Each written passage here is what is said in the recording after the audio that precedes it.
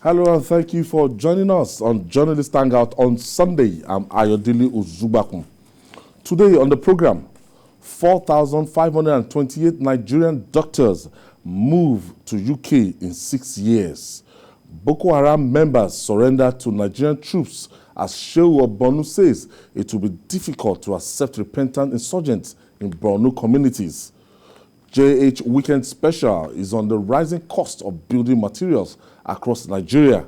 And later on the show, excitement in the air as a new league season kicks off across Europe. I'll be hanging out with Babajide Kolade Otitoju, Emeka Madunagun, 1 million Akiri will join us later for sports. So if you're ready, let the hangout start now.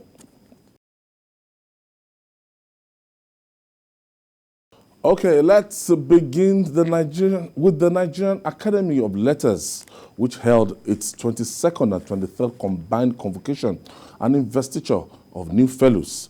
The Bishop of Catholic Diocese of Sokoto, Right Reverend Matthew Asan Kuka, and 2 vice chancellors were inducted into the academy.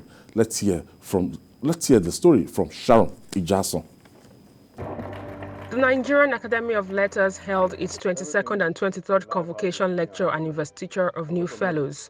Delivering the convocation lecture titled Descent from Humanism, Music, Literature and the Media, Professor Olu Obafemi gave insights into how these variables can be used to spur positive change in the country.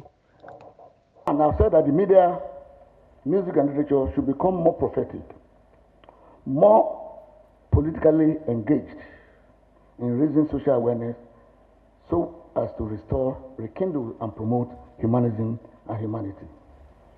I've said that the essentialist principle of humanism, which deals with identity retrieval and identity marking, be more robustly engaged by the media and other literary arts through investigative and development journalism in tracking the concrete character and identity of the bandits, herdsmen and other agencies of insurrection and insurgency on our land in order to be able to deal with it. We are using the academy as a source of mentoring. You know, there is a lot of problems with the Nigerian university system, but you don't solve the problems by fiat or by simply disrupting the system. What you do basically is to try to use the people within the system to reorient them in terms of their values. So you will see those people we are inducting as members. We have a number of them now. They are going through some level of mentoring. And we want to try to redefine the standards of operation within the academy. We also want to interface with the town, because the whole business of intellectual, if it doesn't produce results in the town in terms of visible outcomes, then we're just basically talking to ourselves, and that in itself we're not encouraging it. The Catholic Bishop of Sokoto Diocese, Most Reverend Matthew Asan Kuka, the Vice Chancellor of the University of Ibadan, and that of Federal University of Lokoja, were inducted into the Nigerian Academy of Letters. They made recommendations towards nation building based on their various fields of interest. Full tools, for building a nation. In part because nation building is about myth creation. It's not necessarily telling things as they are. It's also that, even though that is important, it's also projecting a sense of what things could be. Many of us see all the things, wonderful things in America and Europe, and we think everything is hunky-dory. So it's not really so. So I think by appreciating this facet of our lives, we're also calling on those who have been on the trenches. First of all, commending them, but also appreciating the fact that it is people like Wole Soyinka and Chinua Achebe and a host of other people in this field of endeavor that have brought us to where we are. So it's a very vital tool for nation building. We emphasize the essence of humanities in everything we do. Even with all the technology, sciences and things like that, the neglecting the humanity, the aspect that the disciplines in the humanities, I don't think it can work. I think multidisciplinary approach is the answer to solving some of the problems confronting us in the country today. It's a standard expression that philosophers are not just meant to interpret the world, but to change it. And it is on record that we have a lot of challenges in Nigeria. As a matter of fact, there's one thing that I've been musing on for a very long time. I would want to present it in the form of a question within the context of Nigeria, that in Nigeria, are we actually in a nation state or in a state of nature? Because of the myriad of challenges, the obvious problems that we have permeating across our society. But there's hope for us in Nigeria anyway, because we have all the resources we need to build the kind of nation that we desire. But for that to happen, the first thing that we need to focus on is to see how to foster national consciousness beyond any individual or group. So elated that I have been recognized and inducted to the preeminent Academy for Humanists in Nigeria. The Academy is one that provides solutions using the instrumentality of the humanities, studies in the humanities, and this aspect of study has been neglected. Established in 1974 after recommendations for creation of the National Academics by the late Chief Jerome Udoji Committee, the Nigerian Academy of Letters comprises 4 categories of fellows. They are the Foundation Fellows, Regular Fellows, who are usually resident in the country, Overseas Fellows who stay abroad, and Honorary Fellows. Sharon Ijason, TVC News.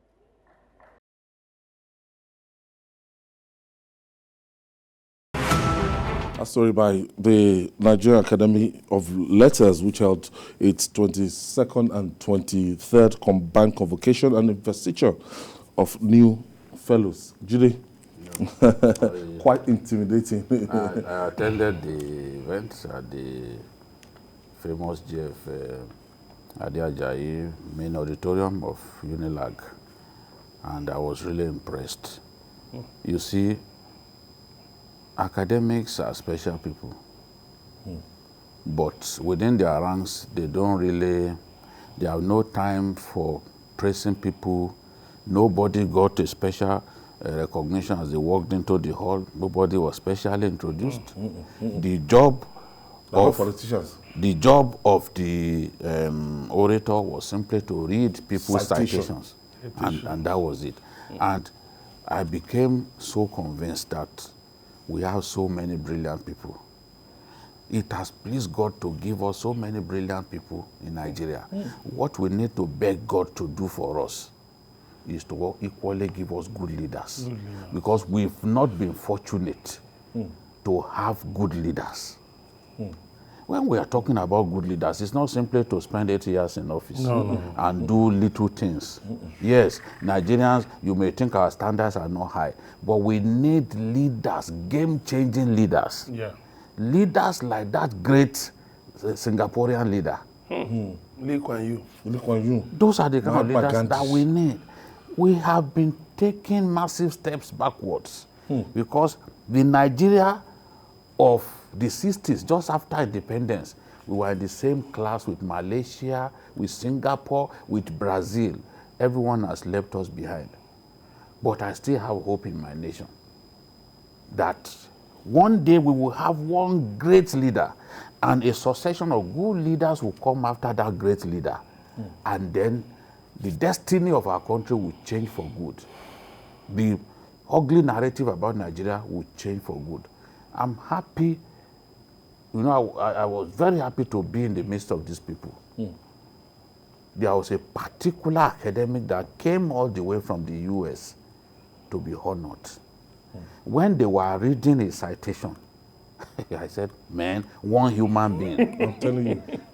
Prizes for creative writing, prizes for all kinds of prizes from Nigeria and abroad. Fantastic academic. And everyone, they were just clapping. As they were clapping, they would just do like this, because they knew there was still so much left. So it gives one hope when you are in the ranks of these academics, knowing what they have, knowing what they can offer our nation if the opportunity comes. So Congratulations to all of the inductees. Yes. And I hope that they will continue to work for humanity. And you can see it was a very impressive crowd. Yeah. At this kind of crowd, nobody will share 1,000 the way it happens in the political realm. Who do you want to do 1,000? Yet, people were happy to be there. And you will know that Quality crowd. Father Kuka, Bishop Kuka is very popular because as soon as his name was called, come and see the ovation. When you truly work for the people will show their appreciation. It's as simple as that. There will be naysayers, but genuine people will appreciate your years of service to your country. That's my message for Bishop Hassan Kuka. Congratulations to all the people that actually backed the award. And moving forward now, the much talked about medical tourism as it affects in Nigeria is now like a double-edged sword that cuts both ways. Both the doctors and the patients go outside our shores in droves for better treatments. According to reports, 4,528 Nigerian doctors moved to the United Kingdom in 6 years. So when and how would this exodus stop? Babajide, let me start from you again. And I don't know, it's so scary. Now, considering the numerous strikes by doctors since 1984, does it surprise you that more than 4,000 doctors have left Nigeria for greener pasture in the last 12 years? 6 years. No? I think yes, 6 years. Yes. 6 years. Yes. It's not a surprise. The environment is toxic. Doctors want to give their best, but they are not encouraged. We place greater emphasis on funding bureaucracies that do not offer value to us, rather than funding the health sector. And as you have seen, in 1984, when doctors went on strike, when the enemy went on strike, you saw what happened. It was President Buhari who was in power then. They were thoroughly dealt with, detained people like Bekor and some Kuti at that time. But those agitations have not stopped. The only way the agitations can stop is if we do what is right. And how do we do what is right? Let us start from funding. Let's commit to allocating a much bigger chunk of our budget to funding that sector. That's the way it's done elsewhere. I don't want to use the worn-out cliche, Sena climbs. We don't want to use it. We can compare ourselves to other countries, great countries. In many sentences, Nigeria features along with countries like Chad, like Somalia. It's such a shame. But we want to be seen among the best in the world. So, and I'm saying, when you are talking about the best in the world, they don't give this kind of paltry funding to the health sector as well as education sector. Politicians, public office holders shouldn't be earning as much as they are earning by way of allowances, not salaries.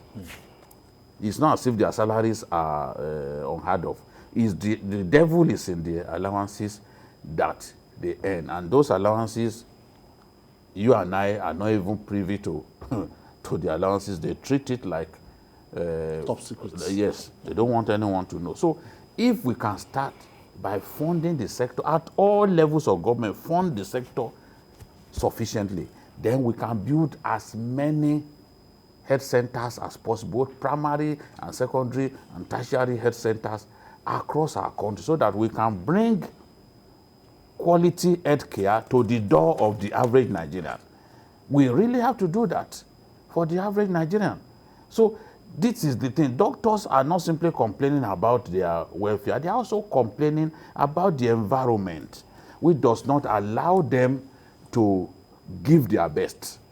So we have good funding, sufficient funding, and the restructuring of the sector will help us solve some of those problems. It has to start with sufficient funding. Emeka, looking at the current demands by resident doctors, are they really impossible to meet by government at all levels? Well, it depends on what the government terms as a priority. If the government believes that the health of its citizenry is a priority, government will find a way to meet the demands of the doctors. Because demands also includes paying benefits of dead doctors, doctors who died during COVID-19. This thing dates back to 2014. 2014, you made agreements with them. That was the previous government. You reached agreements with them, and then the new government came in and reneged on all the agreements. Then the doctors went on strike. You said, don't worry, trust us. We will do this, we will do that, we will do everything. And then you promised certain things. You move them from one platform, give me platform to IPPS. You stopped it. In some states, doctors have not been paid they are not being paid their full salaries. You are owing them benefits. You're talking about COVID-19 raging. You're talking about COVID-19 raging again. Other variants of COVID-19 raging across Nigeria. And then doctors are frontline workers. They interact with patients. They are on the direct firing line, of COVID-19. Now, why wouldn't you do all you can to make sure that doctors return to work? You negotiate with them, meet their demands. They have done their best. They have tried. They have really bent over backwards. But the unfortunate thing is that when you listen to the Minister of Labor and Employment, Dr. Chris Ngige, you are so disappointed.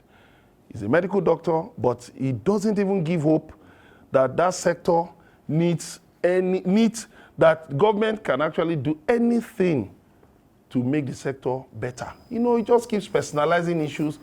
Doctors should not do this. It's not about persons. You see, that is where many administrators in Nigeria get it wrong. Like they say, soldier go, soldier come, barracks remain. The doctors will be there and will leave. You see many of them leaving. Over 4,000 have left. Has the situation changed? Has the situation changed? No. Between 2015 and this year, over 4,000 have left. And you are still there saying that doctors should not do this and should not do that. But the problems remain. So unless you regard the human capital in this sector, you regard the practitioners in the sector as human capital that must be harnessed into valuable manpower, the brain drain will continue. It's even going to worsen because the language employed by some of our leaders is really, really disgusting. You keep threatening them as if these people don't have an alternative. These are professionals. And the world, look, let me tell you, the world is a global village. You can migrate with your skills. As long as you have your skills, you can migrate with your skills across different, geographical jurisdictions. So when you are threatening doctors, all you are just doing is you are trying to postpone the evil day. You believe you keep churning out doctors, and as you are churning out doctors, parents of children who want to read medicine will say, okay, why would I subject my children to such a thing? Let me go the extra mile, make sacrifice, and so that my children have nothing. Many of my children that wants to be a medical doctor doesn't have anything to do with Nigerian healthcare system. Who suffers?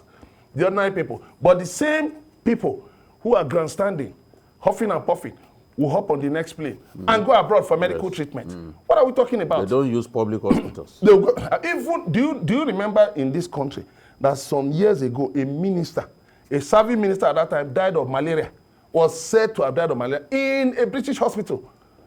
If you remember, let's remember very well. Look at the ailments. Politicians, serving government officials have died of in foreign lands. Yes. These are things that doctors can treat here. But what do we have? We make sure, we use force. You cannot. We call ourselves giants of Africa. Yes. But we go to Egypt. Medical tourism to Egypt is huge. Egypt. Yeah. What about Ghana? Egypt. They go to Ghana. And we even go to Cameroon. A lot of our people in Adamawa State, yes, they go to Cameroon. What are we talking about? Okay, joining us via Zoom for more insights on this issue of medical tourism is Tokunbo Otitoju. Thank you for joining us, Stokes. Now, First and foremost, why do your professional colleagues always want to go abroad? Is it simply economic or migration or the prevailing conditions here or both? So we used to talk about migration now, and I think that migration is now a milder term. They are now escaping. They are escaping abroad. Um, Escape is different from migration. Now, every doctor in Nigeria, after writing the last paper, is thinking of leaving the country. That's not the usual migration that we used to have. They want to escape from the system. So I think maybe we should put it in clear terms. They are escaping from the situation that we have found ourselves. A lot of people think that it's based on economic migration alone, but no, a lot of doctors don't even want, I don't focus on the economic aspect of migration. Migration is common everywhere in the world. You can find American doctors in Dubai, you find them elsewhere, you find Indian doctors all over the world. But what we have in Nigeria now is more of people just want to get out of the system. And it's not the economics alone that is responsible. They want to train, they want to be better, they want to hone their skills, they want to attain the same level of expertise like their colleagues in other countries abroad. And when they graduate in Nigeria, you find out that they can barely further their education. The situation in Nigeria, our training colleges cannot even accommodate the number of people that we graduate every year. So they cannot become consultants. They cannot train. Residency program cannot even take them. So the first step is to look for other countries where they can further their education. A lot of my colleagues that traveled abroad went there because they could not get into the residency program in Nigeria and they had to move abroad. They were not comfortable being medical graduates with MBBS alone. They want to be specialists, they want to be sub consultants in several fields of medicine. So they move abroad to practice in other countries. The second one is, of course, the working condition, which is very, very bad, which is very, very poor. And the working condition is not favorable to them. I mean, they are overworked, they are overburdened, um, they are not happy. Most times going to work, the work environment is bad. It's a toxic place in most hospitals, especially the government hospitals, to work, and they don't see themselves excelling in that kind of situation. That's why when you visit most government hospitals, you find out that you can hardly see a doctor smiling. Probably the doctor has been working on 72-hour shift, 3 days call, back to back, no rest, no proper meal or decent call room for them. There are a lot of factors, in many of these hospitals. So the work environment is bad, and then they decide that, look, I've had enough. I'm not living my best life here. Let me move. And then the third one, of course, is the remuneration. A lot of them move abroad because they want better pay. When you enter medical school, your family gives you everything to support you. They buy the textbooks, they pay for your fees. As low as our tuition fees are in Nigeria, medical students pay a lot. And then when you graduate, everybody starts looking up to you that, okay, what can you now contribute to the family? How do you take care of us? How do you take care of your relatives, your dependents and all? And then when that pressure comes, they start considering other areas where they can make more money. But that's not the major factor. That's not the major reason why a lot of doctors are leaving Nigeria. They are leaving because they cannot train. They are leaving because they cannot further their education. They are leaving because the working condition is bad. There are doctors that have been working in some hospitals in Nigeria and they've not been paid for months, and they still go to work. Doctors do a lot of pro bono services. So if it's because of remuneration alone, there are a lot of doctors who are really happy to even continue to work in Nigeria, even if with that level of remuneration. But the other factors, training, welfare, working condition, is so bad that they have to take the options that they have. And like Mr. Babajide said, uh, healthcare expenditure in Nigeria is very, very low. Very low. Our healthcare per capita spend is low. We have a very large population. Our population projection is alarming. If you look at the UN estimates, and we have one of the highest birth rates in the world, and we're not spending so much on healthcare to match the population growth. So if you look at the federal government budget, the last budget, 2021, was 549 billion for the federal government, which is about 4.7% of the total budget. And this is still below the 15% recommendation, that every country must spend on healthcare. So even if you aggregate, and mind you, this budget, 75% of it goes to recurrent expenditure. So you have about 20% left for capital investment. Or if you aggregate all the budgets of other states, you will find out that we are still spending a little compared to other countries. The UK, for example, has a budget of about 212 billion pounds. If you want to get that context, convert it to Naira, and then you see how much that money is. And they spend at least 10% of their GDP on healthcare.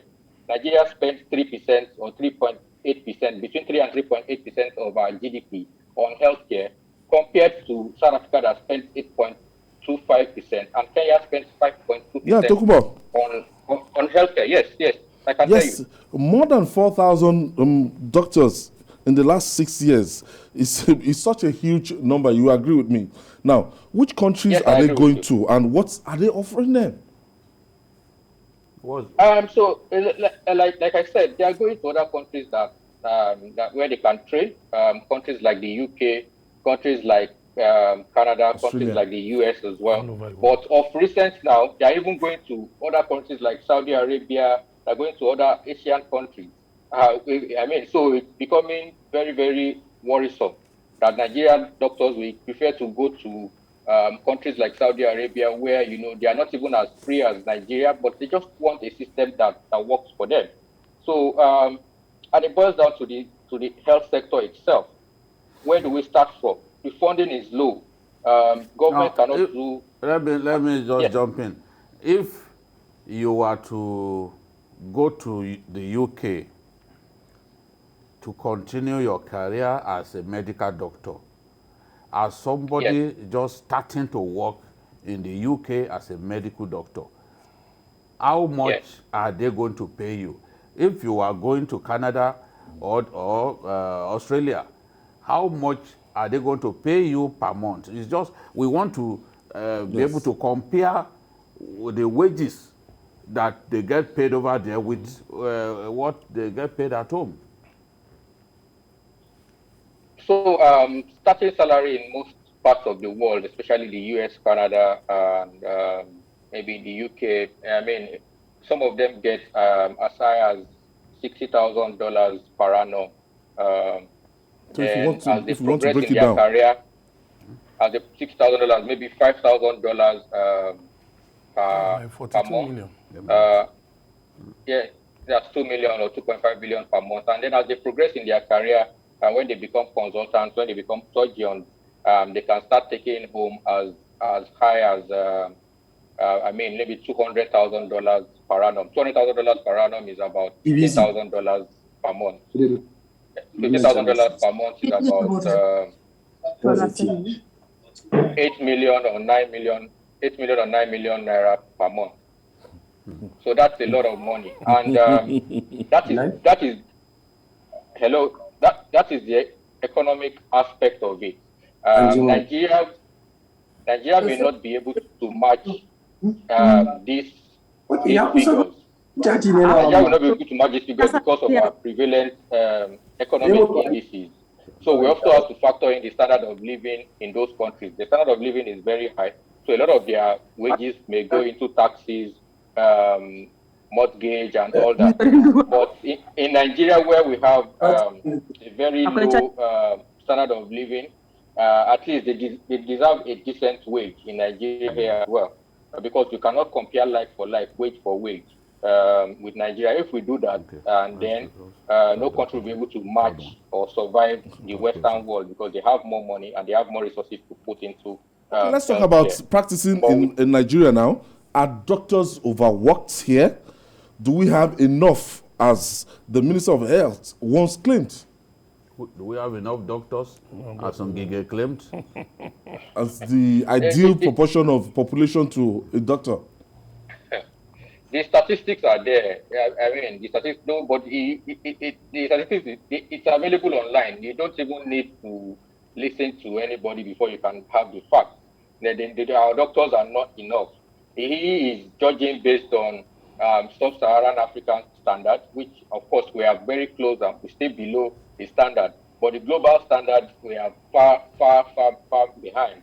And I mean, the WHO standard says that you should have 15 doctors to 10,000 population, and Nigeria, we're currently doing 3.8 to 4 doctors per 10 population, which means that we need about 3 times or 4 times the number of doctors that we have, if for us to be able to say, okay, we are at the global average. And we don't even need the global average. We need more than the global average. If you look at our population estimate, the growth trajectory of our population, so we are not even supposed to be looking at the global average. We're supposed to be looking beyond the global average. So on the MDCN website, you find out that Nigeria has about 73,000 qualified doctors. Currently practicing in Nigeria, we have about 40,000.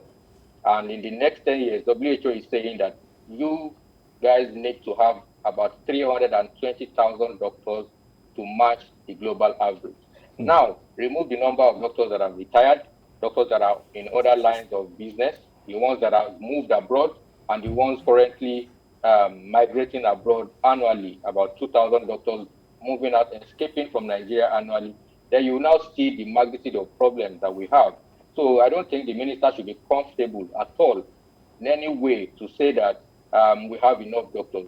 We don't have enough doctors.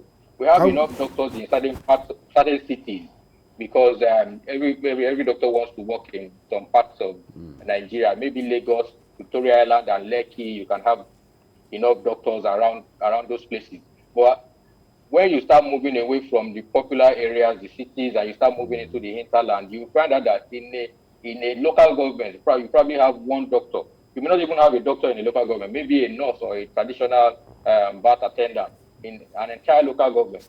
So I don't know where the minister got his statistics from and what they have done to arrive at that conclusion that we have enough doctors.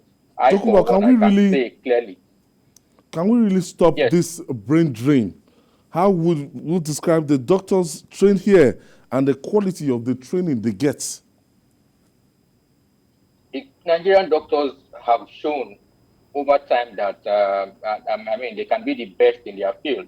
If you travel to the US, you will meet Nigerian doctors doing wonderfully well. If you go to the UK, a lot of my friends are there in the UK. They are the pinnacle of their careers there. Specialists, specialists as well. And they are the most sought after. If you are not properly trained, no country will come for them. They pass their exams at one sitting. A lot of my friends who took their exams abroad passed it at the first sitting. So they best their European counterparts, they best their Indian counterparts. They are doing very, very well. If the training was deficient back home, they wouldn't be able to meet the standard abroad in such a short time. So a Nigerian doctor gets to the UK today, the doctor adapts within 6 months.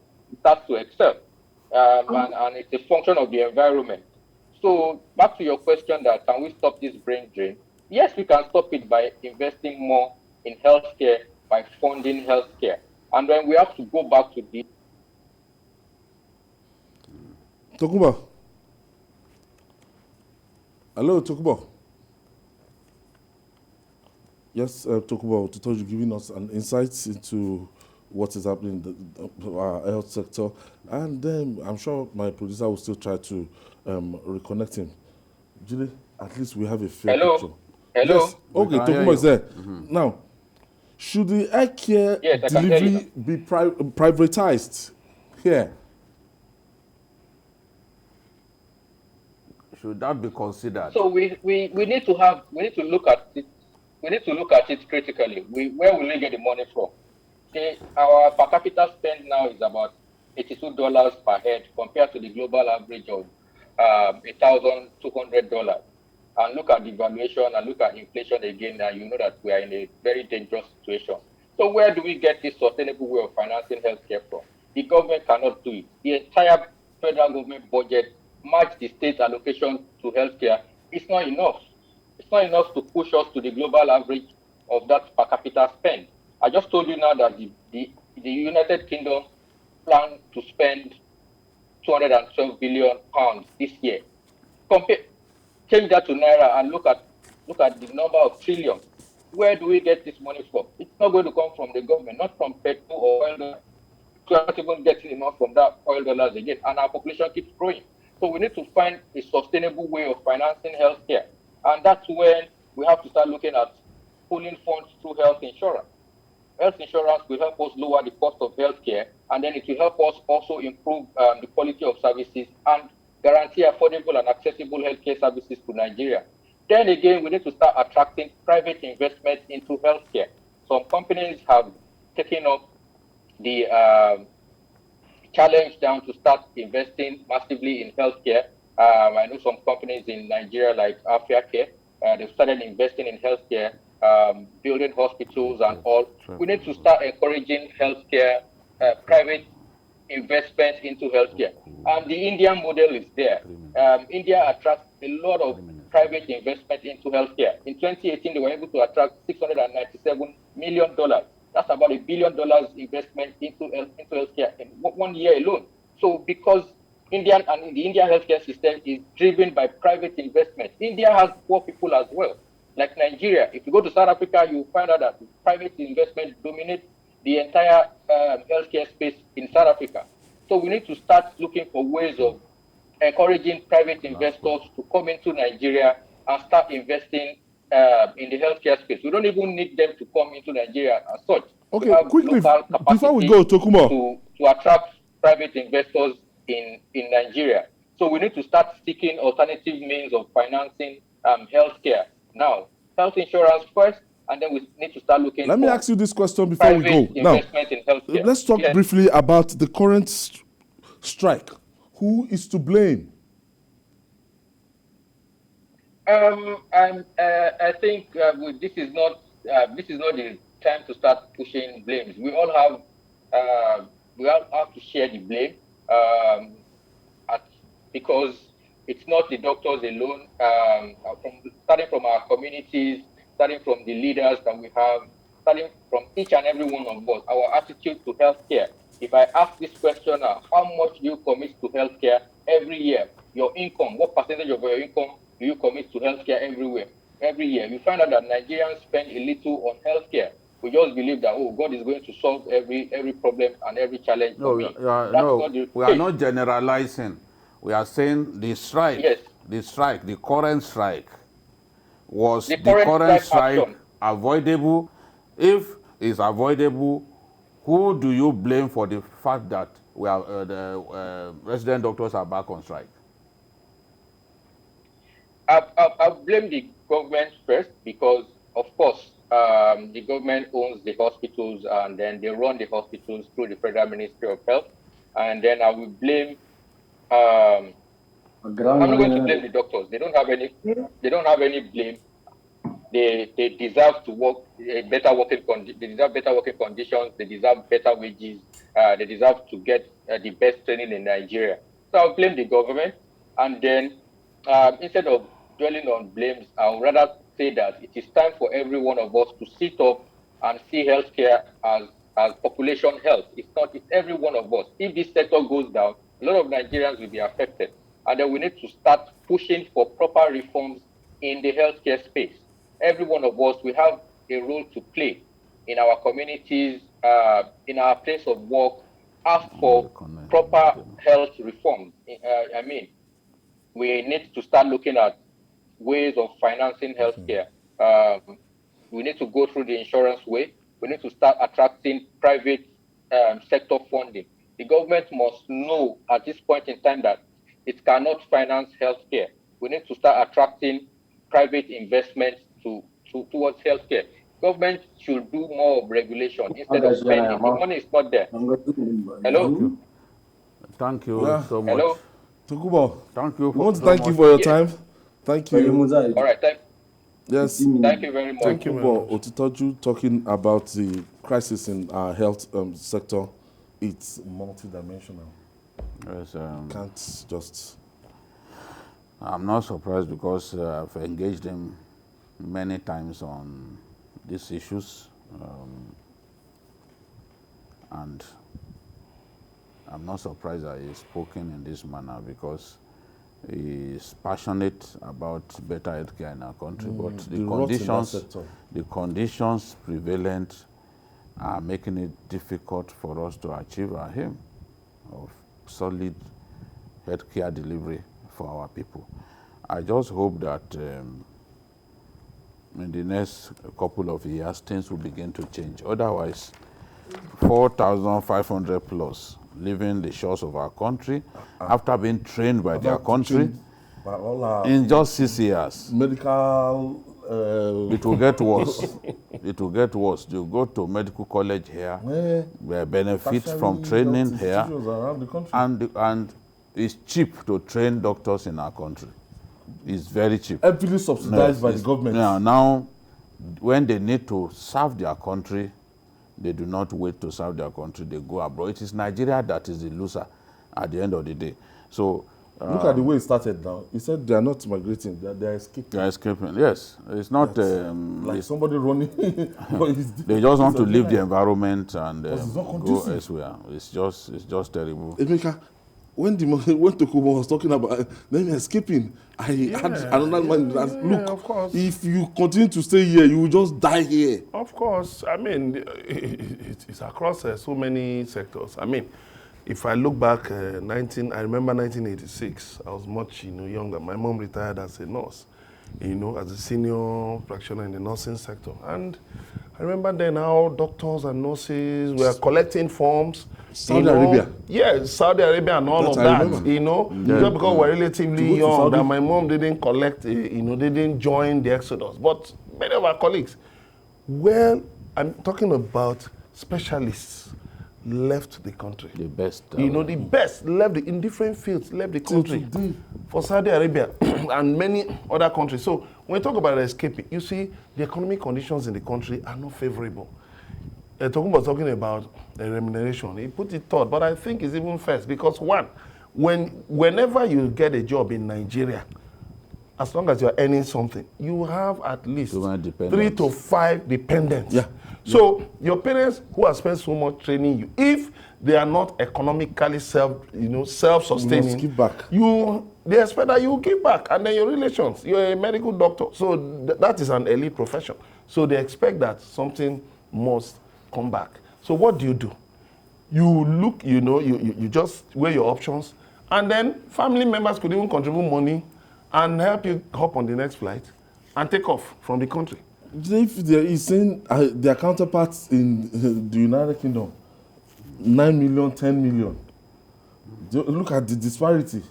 And I can tell you the private hospitals that I'm talking to you in this Lagos, paying doctors 100,000, 120,000. Of course. And to make things worse, there are some governors who do not see anything wrong in owing doctors for 9 months. As 9 months, 11 months in this same country. You've given someone the mandate to go and to be saving lives, and you do not pay him, and they go to work every day, and people are wondering why doctors are on strike. You've got to ask those people, do they even know what they are doing? You are not paying doctors, and you tell them to go and save lives, to put their own lives on the line, to save the lives of COVID, people afflicted by COVID-19. I mean, it's ridiculous. I was asking someone, I said, are you sure this thing is true? Somebody called me to say that of Abia is true, that he knows. Yes, Abia, Ondo, Imo. I was you are owing doctors, of all people. Just pay them 62% of their salaries. Owing them between 2014 and 2016. Even doctors that died, you've not given them their benefits. 19 of their colleagues died. They are saying, okay, give us insurance cover. Give us insurance cover. Give us universal health coverage. So that, you see, the thing is this, if you make sure that You know, it's possible to pull funds from Nigerians, you know, expand the national health policy. And you can pull more funds. The sector will be better funded. All right. Moving on now. Some cheering news emanating from the theater of war against Boko Haram insurgency. We gather that Boko Haram fighters are surrendering. On Saturday, about 190 terrorists surrendered to troops of the Nigerian army at Mafa in Borno State. This comes after the Nigerian military claimed that 1,081 terrorists and their families have so far surrendered in the last 2 weeks. But the Shehu of Borno, Abubakar El-Kanami, is not excited. He said it will be difficult to accept them back in Borno communities. Babajide, it's good and bad news. Now, I want to know from you've studied the modus operandi of these terrorists, people coming. Boko Haram. Now, I want to know the faction. Is it the ISWAP or the late Abubakar Shekau faction that will be surrendering in droves like this because of lack of support, or what? Probably both. Most likely both, because now they announced that they were merging the group. The goal of Abu Musab al-Banawi was to merge the two groups, and that was the reason they went to the Sambisa forest to engage Shekau. And Shekau, seeing that they were closing in on him, decided to take his own life using the suicide vest. So I'm inclined to believe that it's both sides that you have people coming in. You see, because there were many people who were forcefully conscripted into the group in the first place. People who were forced to join the group. Usually when Boko Haram attacks a community, they take people away, they take women away, they take women and men. Most times they leave the very old people behind. Old people, people in their 80s, 90s that are useless to them, they leave them behind. So a lot of these people joined this group not because they were pleased to join the group, but because they were forced. At the risk of even losing their lives, they joined the group. So many of them will be willing to leave the group. But my question is, these people, the ones who are surrendering, are they the dying in the wood, the dangerous elements? The radicalized ones? No, I am not convinced that it is those ones. And when we talk about, okay, people surrendering weapons, you look at those weapons are not many. I want to see when Boko Haram commanders are surrendering their gun trucks, not waiting for Nigerian fighter jets. Yeah, returning the ones they took from us. They took not just gun trucks from us, they took even MRAPs from us. Yes. They went to Minok and took away MRAPs. The video is there. Now, let them, those ones, when they begin to come out, the hardened ones, the dangerous ones, when they come out, surrender the gun trucks, surrender anti-aircraft guns, surrender those weapons with which they kill us, with which they ambush our troops. No, these are not the weapons that I want to see. You know? The military bases that were overrun. Yes, the weapons that they stole, they took away from those military bases. Yes. Because there was a time that they were attacking military bases almost regularly. Yes, you know? and they were stealing equipment and taking munition. away gun trucks and the rest. Those ones, when we start seeing those ones, honestly, I will know that the war is not about to end. I mean, the war is about to end. But at this stage, I can only urge caution. I can only urge caution. In the past, especially when we had Rogers Nicholas as a commander of Operation Lafia Dole, I thought the war was about to end. We overran Camp Zairo, the headquarters inside Sambisa. We overran Camp Zairo. Rogers Nicholas built road leading into Sambisa so that it can access the inner recesses of Sambisa.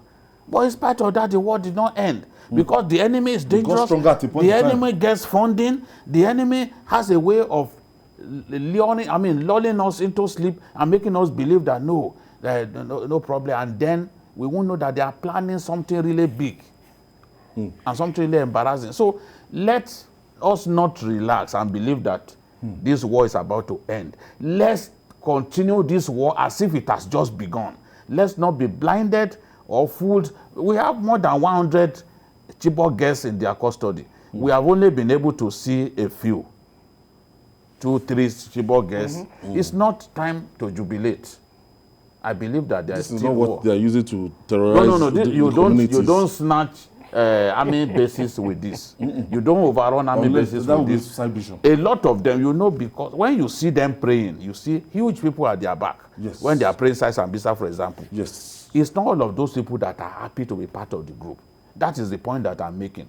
So the people who defect are those who do not even originally feel like, look, I should be part of this group. The people are thoroughly brainwashed. It will be difficult for those ones to say, no, we are surrendering. And those are the people that we need to target. We just need to kill them. We have no business discussing with them. Rehabilitating them. Emeka, sometimes I watch video clips of, show of force from Boko Haram. You see them walking for minutes, several minutes. They'll be walking and you'll be counting hundreds upon hundreds upon hundreds, as in, it's that formidable, and you see the munition, the things that they're holding and everything. So, but for these people, these are, as Julie said, it's that look, Nigerians, we don't have to be too happy about this and get comfortable. Those hardened ones, they may still be in the. Of course. I'm not even impressed or convinced, about all that is going on. I'm one person that's talked about, for years, talked about de-radicalizing the group so that those ones that joined the group by mistake or by coercion, whose minds are not really with the group, but because Boko Haram has overrun their, villages and they cannot but be part of Boko Haram, you can get those ones.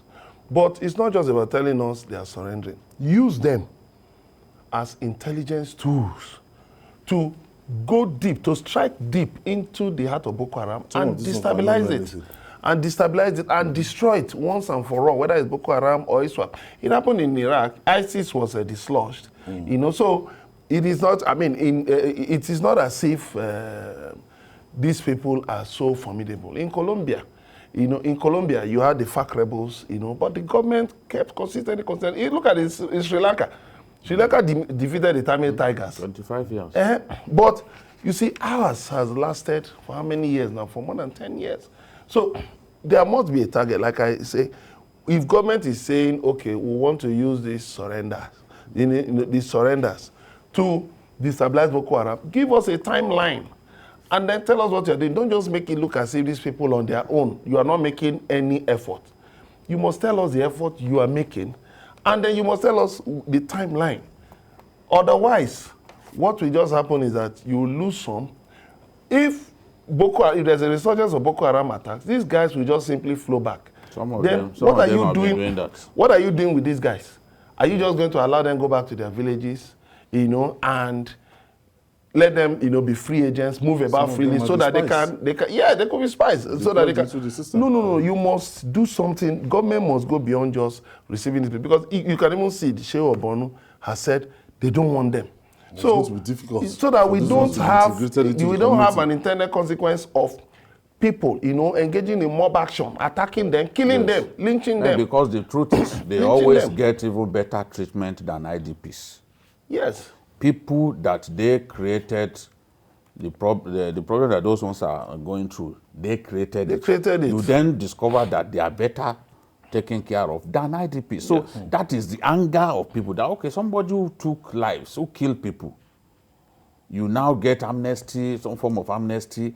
How about the people who had been living in IDP camps since 2014 due to the activities of this person? That's what the Shehu is saying, that look, You look at a town like Bama, for example, they destroyed it. It's the commercial capital of Borno State. They destroyed it completely. Even the College of Education there, they set everywhere ablaze. When you go back and think of what they did in Buni, Yadi, about 44 boys, innocent boys. They were sleeping at night. Now grant those ones and they killed everybody. When they people, must account for the it. Shehu of Borno is saying when people remember those things, they can say they forgive, but it's difficult to forget. That's what the Shehu is saying, and it's just being honest. Because it's difficult for our people to simply look. I know the case of a particular girl who came back from Sambisa. She had to go back because she was stigmatized and she was not well received. People see them as terrorists, they see them for who they are. So the society will find it difficult. If your parents were killed, about 5 of your siblings were murdered by these people, how do you want to view the average Boko Haram Look at the soldiers now. Look at the families of soldiers. Yes, colonels, thousands of soldiers who have been killed. Not even from Borno, from different parts of the country. Yes, people who have been killed, promising careers destroyed. These people have aged parents. Okay, they have for more siblings. on this discussion, let's join a member of the House of Representatives from Borno State, Honorable Satomi. Thank you for staying with us. Thank you. Now, what do you make of these people coming back as repentant Boko Haram members? Thank you very much, Babajide Anko. Actually, for us in Borno State, particularly those of us in the grassroots working to see the peace, have come back from the governor to down of all the leaders. I think for now, we don't want it to be like before. The radicalization program was initiated some years back in Nigeria, and it started in Maiduguri. My friend Babajide is quite aware of when I was in Sema, how many children we kept alongside, and later when the military championed the cause of de-radicalization, majority of them turned back. Actually, it's a difficult situation, but for now, from my observation and what it's supposed to be, we need to get them, but we need a proper program, proper mechanism. Because I believe that majority of those fighters that are surrendering is just one part of Shakau that have nowhere to go, or they don't want to accept the new leadership of ISWAP. Some, particularly the women, lost their husbands because during the raid that leads to the demise of Shakau, over 1,000 fighters have died. So a majority of them is just the liability ones that they have nowhere to go. And this war we are managing, let all Nigerians to know, is an ideological war that we are fighting. It's not a war that seems like a conventional terrorism. These are brainwashed people, and reluctantly or somehow the government played to the gallery, and it took us about 14 years getting to also. And a child that was in bush when he was 8, now he's the commander. So definitely these are people that looks like an animal. They don't know even a constituted authority. I was at the forefront of this movement, and I met a lot of young people, even those that we de-radicalized and went back to the bush. I got 2 came back, and I have a very interesting story with them, and definitely it's only one part of Shekau which we will see much are coming, but not the ISWAP side. Therefore, most of the surrender took place in Bama axis, which is very close to the Zambisa forest where Shekau died. If you look at the Lake Chad region, where the co-commanders of ISWAP are there, such thing is not happening. And being silent, they are just reluctant because they didn't believe that all of us, as Shekau, believe that we are infidels, and which is a very dangerous thing. Why it's dangerous is that they want to show the people that things are okay, you can come to farm, you can stay with us, at the end of the day, you will pay tax. But paying taxes at the end of the day, looking at number of unemployed youths, and then the poverty rate, definitely the ideology is another disguise for them to recruit more at the end of the day. So therefore, this is a right time for government to come up with a coherent mechanism, driving initiative from the grassroots, involving the locals. Not this one that we are talking, blaming. It's not yet time. We didn't even hit it. So the military should maintain the tempo. He has just verified. We and other co-actors in the front, we are not even Honorable reaching the Satomi, stage that we will say. Honorable Satomi. Yes.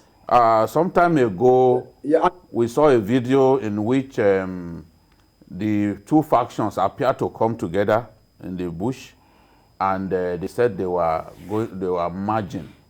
Did that merger really work, or it was just kind of make-believe? I can hear you now. Yes, I said some time ago we saw a video of ISWAP and Shehu members. They came together and said that they were merging the group. Yes. Did that merger really work? Or is it that some elements loyal to Shehu still feel bitter about the way he was forced to kill himself? Actually, it will work, but not to that certain extent. You know, they are enemies for long, and this thing is an ideology. Yes. And then it's a belief. So it's just, for me, the way I understand, the merger will work, but it will not work as expected. If you look at within a span of 1 year, similar mergers have taken place in a small portions. But what does that end? That's where they miss several leaders like Ibn Umar and then Abu Fatima, even before the re-emergence of Al-Barnawi. Because this is the second time he emerged, and then he tries to achieve his goal by eliminating Shehu. But Babajide, we have a huge tax. From the information I'm having, do you know that Shehu alone has over 89 children, biological children, with 4 wives, each wife having about six concubines. This is the first time I'm sharing this information. So he was also engaged in that during his fatwa. No, you had access to everyone. Hello? Now, before we go, the Shehu of Borno said something which is quite germane. He said that it will be difficult for the people in these communities to wholeheartedly accept these people because of the years of killings, the killing campaign that Boko Haram carried out, the destruction of communities, the killing of people mindlessly, that it will be difficult for people in the Borno communities to simply accept them. How do you feel? What can government do? Sir, yes, he's right, His Eminence, with all the respect. It's very difficult for people to accept them, but we need to weigh it and see. I told you, if you look at Al-Barnawi himself, he's not up to 30. And then look at the time that the crisis started. Are we losing or are we gaining? You have to weigh the two. So you are dealing with you're dealing with people like an animal. So we need to use our sense so that we co-opt them, bring them together under the control of government. Then we will decide what to do with them.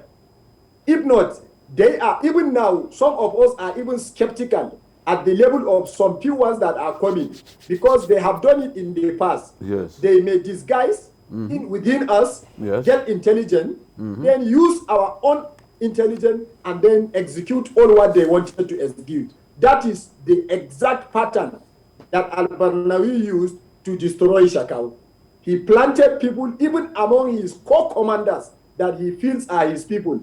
But that was the last message Shehu was sending, that he has seen a betrayal, and the betrayal happens among his people. So we have to be very, very skeptical at this moment. That's why I told you it must be a grassroots driving initiative. That government must come up with a coherent mechanism, not only allowing to the military to take the de-radicalization at their own level, but this time around we want to holistically involve everyone, from the community, from the traditional institution, from the expert in the security, from the NIA and the rest, so that all of us will come on board and get them. After getting them, then the government can decide what to do. But to integrate them back to the community and for people to accept them, this is another department and chapter on its own. But for now, let's get them, reduce the number. From the available statistic, the whole of Boko Haram, including Shehu and Al-Barnawi, they are about 7,000. And then active fighters are not more than 2,000. But these are not the co-active fighters that we are looking for. The co-active fighters are those with Al-Barnawi in the Lake Chad region, in the Tumbus. The military are aware. So that's why maybe some of them are even scared because they had information about the Super Tucano and the rest. So they know that the war will not take them easy as they expected. But majority of them, some also feel for them to join ISWAP, it's better they join the infidels according to the ISWAP. That is we in Nigeria. But most of these people that are coming mostly are people that feel that they cannot follow the other leadership, and then they believe since there is an opportunity, let them utilize this opportunity. Well, and mind you, these are people that have never seen, majority of them have never seen a constituted authority.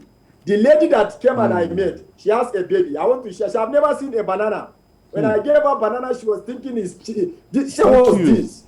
Yes. They've been in the bush for years. Thank you for this insight, Honorable. Yeah. A member of House of Representatives from Borno, that's Honorable Satomi. Thank you for this insights. At least, thank you. Now we know. Yes, yes. The summary of what he just said is that this these are not the ISWAP faction. This is, because they've marched. Now, I was saying it's probably both sides. Okay. But he's saying no, that after the merger, there are some who will not accept the leadership of Al-Banawi. Yes. And rather than stay there, they would rather prefer to leave, leave. So that is the point. I also said that these guys could not be the hardened ones. That is what Honorable Satomi also confirmed. The hardened ones are the ISWAP guys. They are in the Tumbus, the Lake Chad Islands. Well-funded. Yes, they are in the Lake Chad area. They are also in the Timbuktu Triangle. They are still there, The Gorigi, areas like Gorigi and the rest of them. So those ones, the surrender, the spate of surrender is not taking place in the islands of Lake Chad. That is the point that he confirmed. It's taking place around the Bama area, and those were close to the Sambisa, Bama, Konduga. Those areas are close to Sambisa Forest, and that was the area that Shekau controlled. So these are largely remnants of Shekau's people, as confirmed by Honorable Satomi, who has proven over the years to be very knowledgeable in this matter. So, as I said earlier, we have to be careful. We can't relax. The hardened criminals amongst ISWAP, they are not the ones surrendering. So we have to get that clear. They are not the ones surrendering. It's even clear. It's clear. Yeah, of course. But one interesting thing is, I said the active fighters are 2,000. So that the total Boko Haram, group is no more than 7,000. So I don't think that should be too difficult for the Nigerian military to take out, if it's determined. Let's say face the 2,000. Don't forget the recruitment. But they don't stay in one place. Yes, they don't stay. But you see, from what he is saying, you can see that also these guys, there's a possibility of continuously depleting their numbers. To leave it there. Yes. All right, let's take this break. When we come back, we'll talk more. We'll talk about the prices of building materials. And we'll be right back after this time out. Please stay with us. It's Journalist Hangout on Sunday.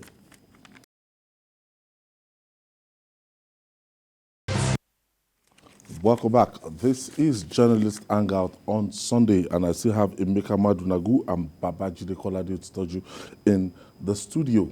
One of the most essential needs of human beings is shelter, but the dreams of Nigerians to have their own houses is getting taller due to rising costs of building materials. The prices of building materials like cement, sand, planks, reinforcement, and others in cities like Lagos, Abuja, Kano, and Akure have gone up by between 60 to 100% in recent months. Let's hear the story in this Journalist Hangout weekend special. Housing is fundamental to human existence and comfort. Hence, building materials play important roles in the construction industry as they are required to build houses and structures for people to use.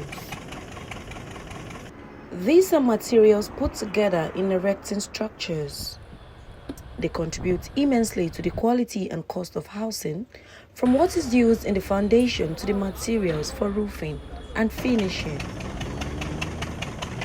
The construction industry uses a variety of building materials such as cement, sand, granite, iron rods, wooden planks, plaster of Paris POP, glass, concrete block, plumbing materials, tiles, paints, among others. But rising cost of building materials across Nigeria now poses a significant threat to both the construction industry and people aspiring to own houses. Sellers of building materials are worried about the astronomical rise in the price of materials, which they say is about 100% and more now. This is the Ifelodun market in Orile area of Lagos. The market is reputed for selling building materials in large quantities at cheaper prices than elsewhere. Habib Jamil sells reinforcement for a living. He shares his experience in the business. I've been in this business over 20 years. This type of situation, we have never seen it before. This one is terrible. In those days, if you come here, even without any money, before it's 12 o'clock, you are already laughing. Now, you will be here for a whole month, nothing. Iron used to be 120, 150 before. Now, 430 times 2.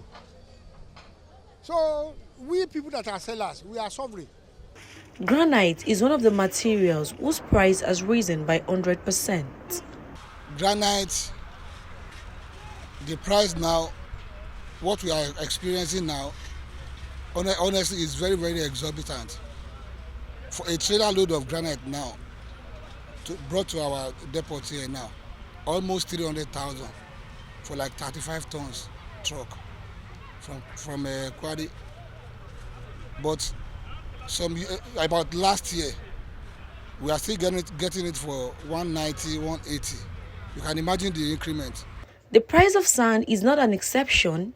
It has gone up like the materials mentioned earlier. The price of a tipper of sand, which is the least, as at now, in the minimum area, let's say within Bariga area, as it is 22,000 naira as of today. In the last a year, it was around 14,000. Immediately after the COVID-19, sand is being dredged from with canoe in some part of our river across the nation. Those ones are the local sand. But that one is being managed as the dredger are going into the river to dredge for the sand. But in the advent of the dredging companies, a cement seller, Raliat Bakari, blames the COVID-19 pandemic as well as the exchange rate of the dollar to naira for the hike. She says this has stalled too many building projects as some builders can no longer afford to buy building materials. The price of cement goes up every day. Started last year, getting close to ending of the last year.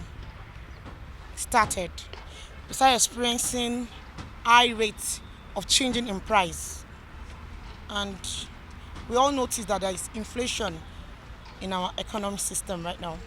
I believe there is negligence in the part of our governments. They're not looking into the control systems at all. The control systems, I mean, in our control system agency, that are meant to control the prices. So if they are controlling these prices, we'll be able to maintain and sustain. But there is inflation, they're not controlling the price, and so everybody's just adding up their prices. These are certainly a trying times for many Nigerians due to rising cost of building materials. In Akure, the Ondo state capital, the story is not different as prices of building materials have skyrocketed, leaving many builders to pay through their noses. Cement, which is one of the important materials used in building, is now sold between 3,800 naira and 4,000 naira. Apart from cement, prices of other building materials like tiles, rods, sand, plank, asbestos, among others, have drastically gone up in Akure. The high price of the cement comes from the major distributor. I'm just a petty distributor in this section. They don't rush as at the time the price was low. As the thing is scarce, they put high price. So as a result, so people patronizing, people reduce.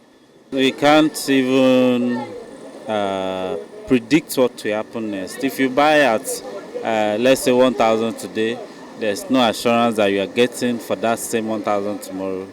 And the effect has been so bad on our markets.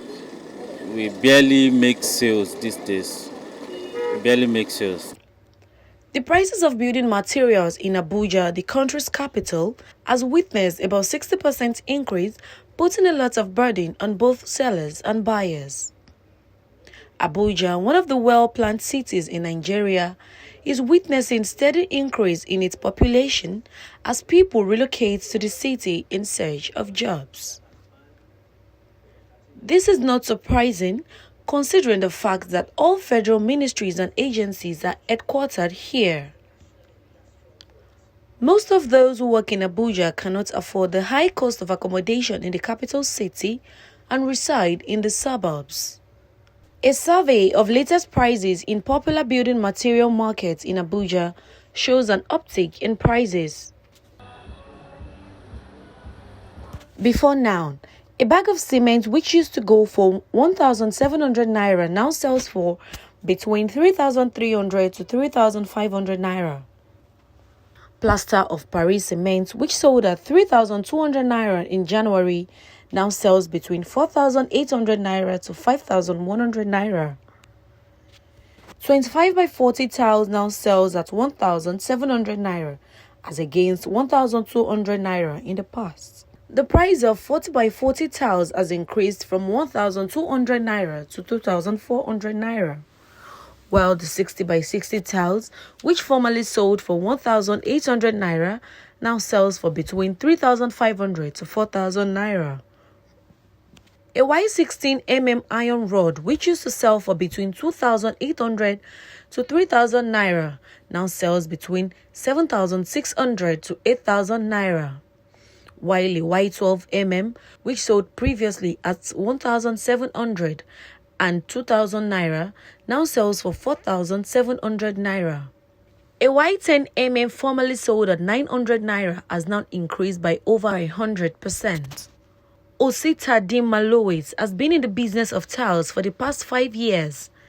He says in his 5 years in the business, he has never experienced such hike in cost of building materials. Before the pandemic, there was one man that he came and took a quotation of what he wants to use for his house. So I gave him the quotation of everything. It amounted to about 3 to 4 million naira. So he said, okay, no problem. He took it. That was around January, before the pandemic issue started, around March, I think. He came back, I think July. That was 6 months later or so. That same quotation I gave to him amounted to about close to 1,100,000. That was close to around 5 or something. That same thing he was buying. These are the prices.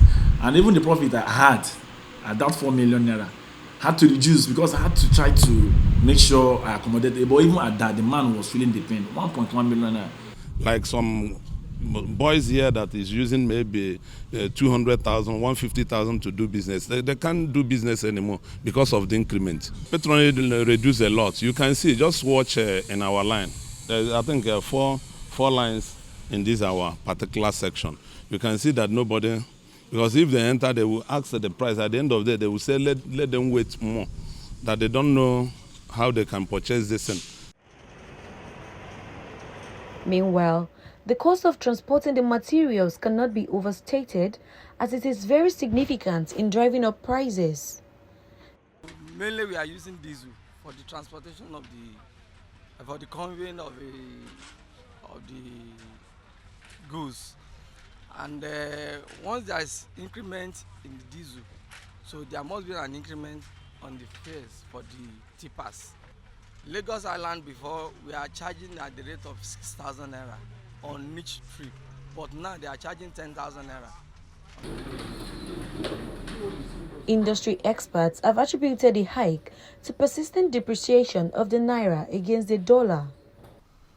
When you are in a project, within 1 or 2 weeks, the price has changed. So that means that the quantities of yours and the client must be reviewing a contract sum. And this is actually not visible. Honestly speaking, at many sites where professionals, builders are not managing production process, substandard construction is obviously going on. All the stakeholders and the work they are producing, it can ensure that there is integrity in what we're doing. So putting finance first will not be the essence, but this is what we're trying to show them. It is expected that government would formulate policies that will play down the agitation on the use of imported materials by encouraging research into production of local building materials. Abiola Sholanke, TVC News, Lagos. Jide, the beauty of it is that even your regular landlord that has built since 1980 is not telling you that things are expensive and is not increasing his house rent at a very, very irrational rate. But let's face it, in Lagos, we have a lot of these companies that are selling landed properties and everything, encouraging people to real estate, encouraging people to be their own landlords. Now, after getting that piece of land, 20 by 60, one plot and everything, what are you going to do with it, with this that Biola has just quoted now? It's tough. I remember interviewing a Chinese man, the contractor handling the Ganaja overhead bridge project in Kogi. And he was lamenting about the high cost of reinforcement. That the high cost of reinforcement itself was like a threat to the project. And he said this whole thing began during COVID. A lot of materials that ought to come into the country could not come in during COVID. So prices went up astronomically. So if at that level, a contractor who has built bridges in some Nigerian cities, including Kano, if he could be lamenting how much more young people who are just trying to make headway in life, who want to build their own houses so that Shylock landlords will not kill them in Lagos and other places, how do those ones get by? Given that you cannot wake up, you can't even plan. If you bought cement, a bag of cement at so amount today, the following day you will be surprised if the price had not gone up by even up to 100%. So it's terrible. In the last 2 years, there were times when people were buying cement for just 1,300 or maximum 1,800. Cement has now gone up to as high as 5,000 naira in some place, depending on where you are buying things, because that's how it is in our country. Transport cost is a big factor in the rise in the cost of goods and services. So you could be buying cement for 3,500 in this town, you go to another place, it is 4,800 or even 5,000. It's extremely tough on our people. Difficult. If a tipper of sand, I had the man that they interviewed saying that a tipper of sand, they used to buy it for 22,000. I mean, they used to buy for 13,000. It's now 22,000. I had another one say that tiles 60 by 60 was 1,800. Now 4,000 naira. I mean, these are huge increases. And reinforcement as well. 12 mm iron rod from 1,700 to 4,000. That's huge. 16 mm from 1,800 to 8,000. 8,000 from 1,800. I mean, how do you describe such astronomical rise, such geometric rise in prices? How do people survive in our country? Now, when you even look at the materials, now we've not even talked about, finishing, plumbing, conduits. I'm sure those That's ones. a different project on its own. Now and you look at it, even somebody that is even the building contractor, because an average builder in Nigeria, you see them, the aim and objective is that they have to get their own. And you, the person paying for the thing, this is going to impact on you. No, these days you can't just leave people to their own devices. If you're putting up a project, you must find time to be there. Because it's not just the cost. What about the quality? The iron rods, for instance, what is the quality of the iron rods?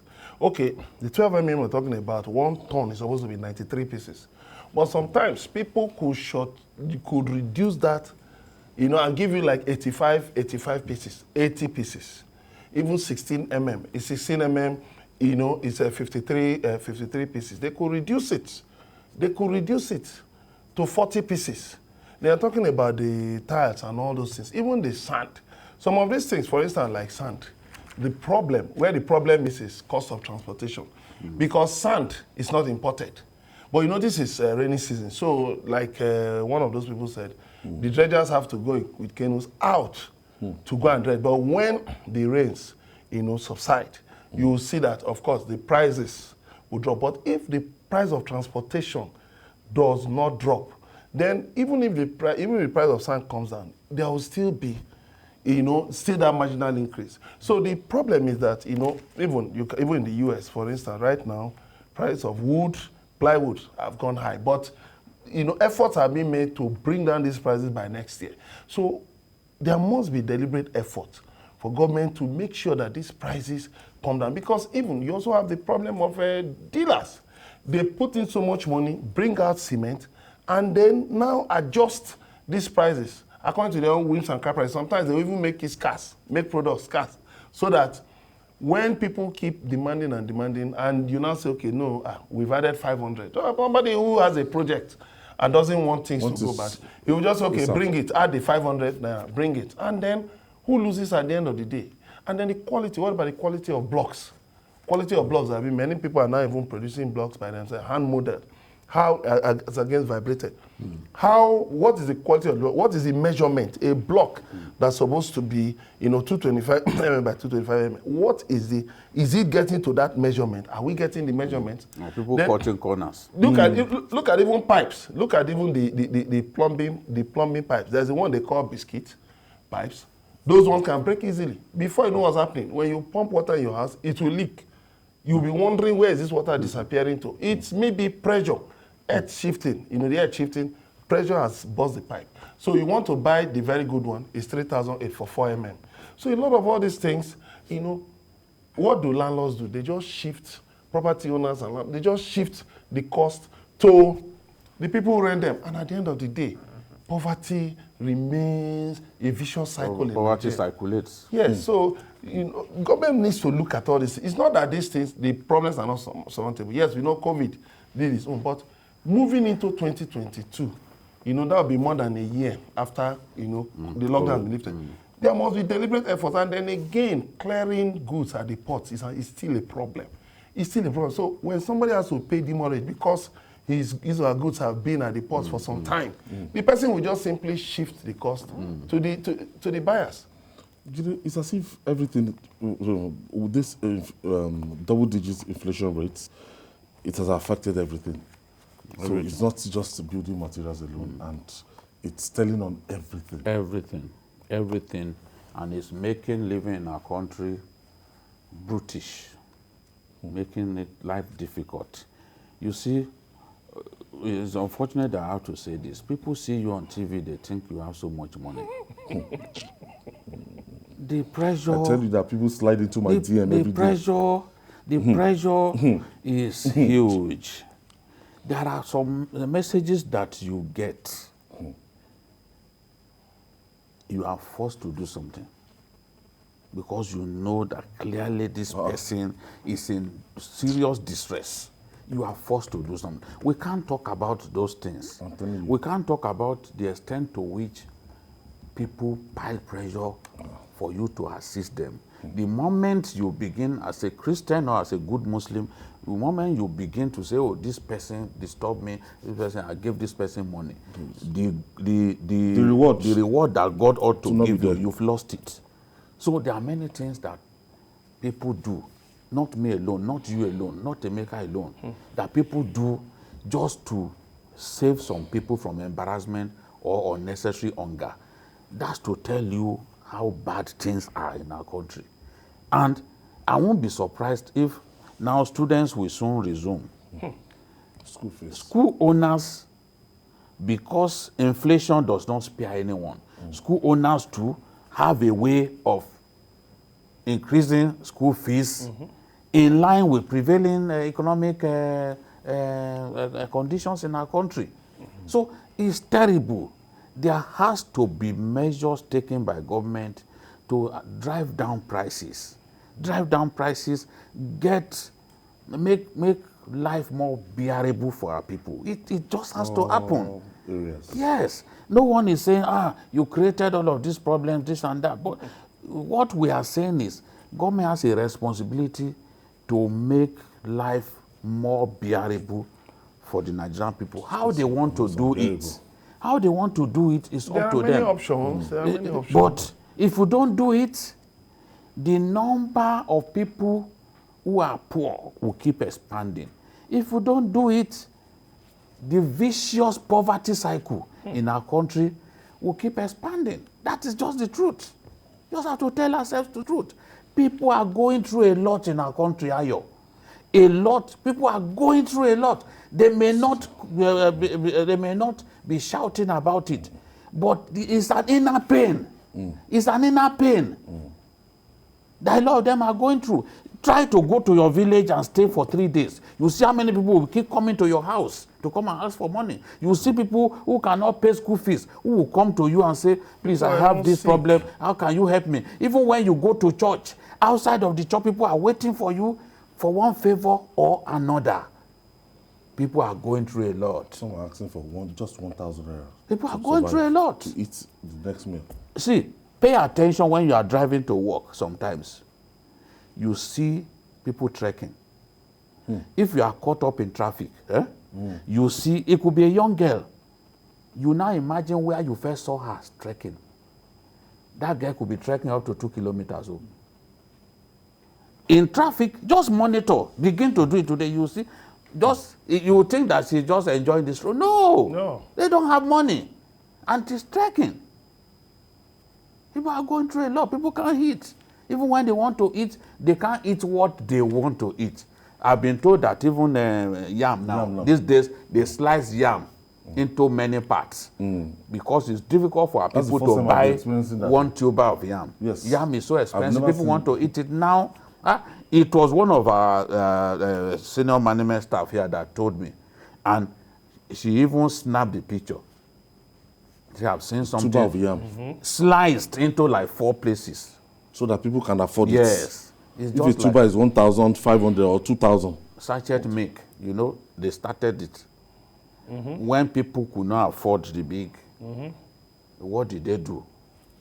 Small ones. They started doing the small ones. It was in the 80s and 90s, even the early 2000s, there was nothing like that. They are coming down to the level so that the very poor will be able to afford sachet milk. So you now have sachet milk so small. So that is what we are going through. I just hope that government can do its best to bring about change because the pain on our people is so unbearable. So much.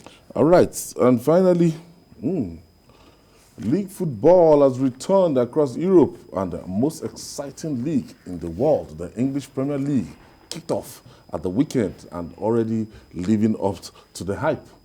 A 2-1 victory by EPL newcomers Brentford over Arsenal in the Cotton Brazier and 5-1 thrashing of Leeds by Manchester United at Old Trafford are the highlights of the opening weekend of the league as fans returned to the stadiums. Babajide, what happened to Arsenal? On Friday, Arsenal versus Brentford. A lot of people felt that this is a new season and Arsenal should be able to, at least they spent some weeks, trying to, in the markets, and some clubs actually bought new players and some clubs actually re-strategized. Same old Arsenal. I really pity Arsenal fans. Going through a lot of agony? Going through a lot. The agony is tremendous.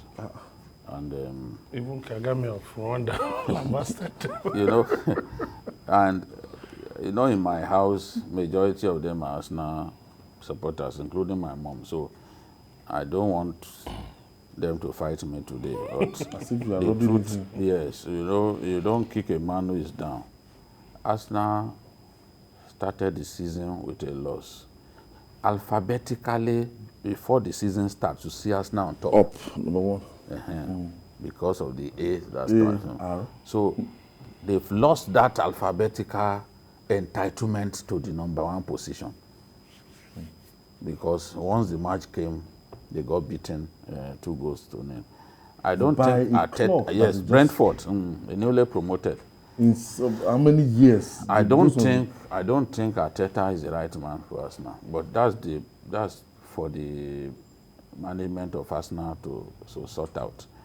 I don't think he's the best man. I don't think that he also picked up enough valuable lessons working under Pep Guardiola. You were Pep Guardiola's assistant, for God's sake. What did you learn? Arsenal, for the first time in a long time, Arsenal will not be playing in any European competition. Not even Europa. Not even Europa. When they said, what's his name, Lionel Messi, when they wore the Arsenal jersey, immediately after he exited Barcelona, some jokers went to go and wear. How would Messi come to Arsenal? They're not playing anything. They just wanted to make fun of them. Don't forget that our uncle, TB, is an Arsenal supporter. I don't want a fight after this program. So let's just leave Arsenal and their problem. Emeka, why is it, what are you looking forward to? Clubs like your first top 4 clubs. Yeah, well, of course, Man City has, I think they won the last title. So definitely. Do you see that again? Definitely, if I know they are eyeing Kane, so if they can get him, definitely that will boost their, that will boost their squad. And then of course they look serious. They look serious going into the new league. And then of course, but well, we keep watching because it's really difficult, to say, okay, it's going to go this way. But one thing I have to point out is this, at least post COVID-19, the fans are coming back, the crowds are coming back. So definitely that will boost the performance of the clubs. Okay, I have Elder Dari calling us from Kaduna. Thank you for joining us. Yeah, good afternoon. Good afternoon, Elder. So, Uncle Babajide, you trying to run away from trouble today.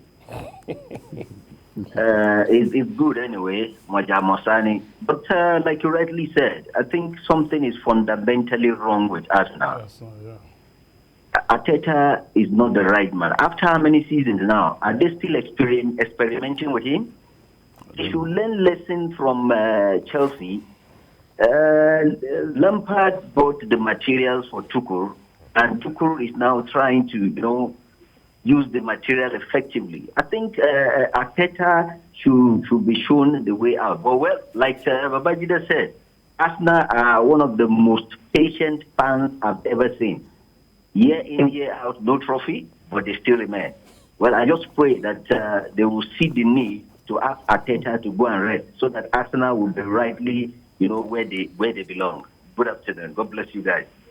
What is wrong with Liverpool?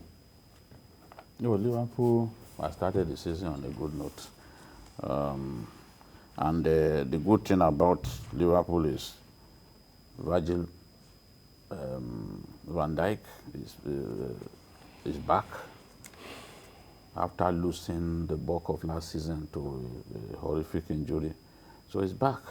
And what that means is that Liverpool will have that solidity at the back, and that solidity should be able to propel them to the league title.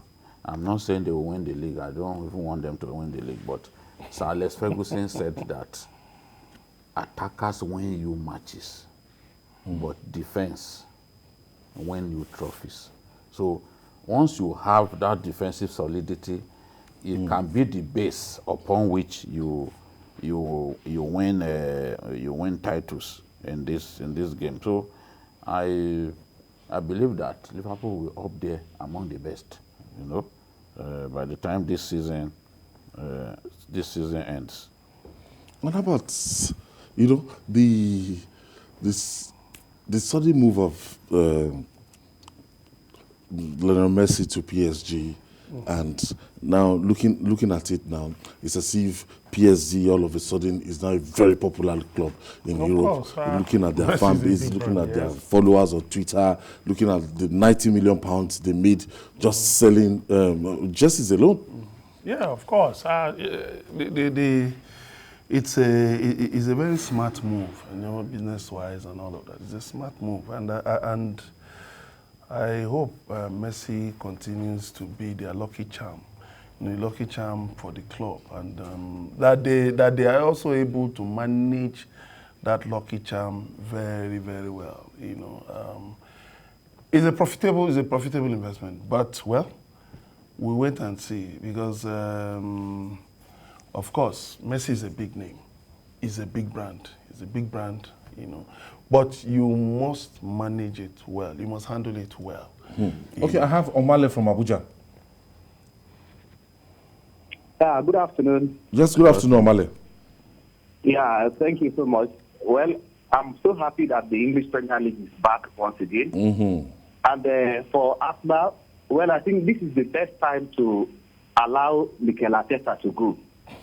You see, there is a difference between somebody being number one and being number two. Arteta is meant to be an assistant coach, not to come and lead a team. If I will ask, Ayo, where is the assistant to Alex Ferguson? Jose Mourinho, where are his assistants? The Ancelotti of this world, where are their assistants? So, Arsenal, the best thing for them to do at this particular point is allow Mikel Arteta to take a bow. Let him go. Let him go and be an assistant. Thank you so much. The exit of Messi, how will it affect Barcelona? Definitely it will affect them. You don't lose a player that big and expect that you are not going to be affected. They are going to be affected. That team had been built around him, and under his leadership as captain, the team recorded so many successes. Apart from his own individual successes, individual awards, the team recorded many successes. So now that he's gone, you can see that a lot of the Barcelona supporters, they've switched support to PSG. And PSG is being tipped now to win the next Champions League. Because the impact that Messi will bring will be quite huge. Maria, Papi. All they need is, maybe get a very solid central midfielder, to assist them, because all those guys don't mark very well. So once they have a good defensive midfielder, it will free them to run at teams. You will be able to do the defensive work, the dirty work for them. So Messi has gone to a good team, and I expect PSG to reap bountifully from the coming of Messi, not just in terms of the business side of it, selling of merchandise, selling of jerseys and all that, but also in terms of results on the field of play. What's up with Chelsea? Do you see them replicating what they did last season? Chelsea is one of the favorites to win the league this year. I can say that. The coming of Lukaku will make a big difference. Lukaku is a consistent scorer. His record is there, both for Belgium and for all the clubs that he has played for. I think that Manchester United made a mistake in selling Lukaku. He was accused of having a very poor first touch, but he always scores. He's a beast. In that 18-yard box, Lukaku can do anything. So Chelsea paid good money, 97 million, to bring Lukaku, their own player, back to the club. And I'm sure that his impact will be very, very big. So by his coming, because Chelsea creates goal scoring opportunities. It's not as if they have a problem with creating chances. They create chances. But his coming now will help them to put away those chances that the team creates. At least that was a problem they had last season. They missed many chances. But with his coming now, the team should be much better. All right. I want to thank you, Emeka Madunabu. Thank you very much. Thank you for your contribution today. And BQ, thank you for another production for Sunday, Journalist Hangout on Sunday. It's been very, very hectic since Thursday, but we thank God. And that's all on Journalist Hangout on Sunday. Join us tomorrow for the regular episode of Journalist Hangout. That's by 5 p.m. And we're on YouTube, youtube.com/TVC News Nigeria. I'm Ayodele Ozubakun. Bye for now and see you tomorrow by 5 p.m.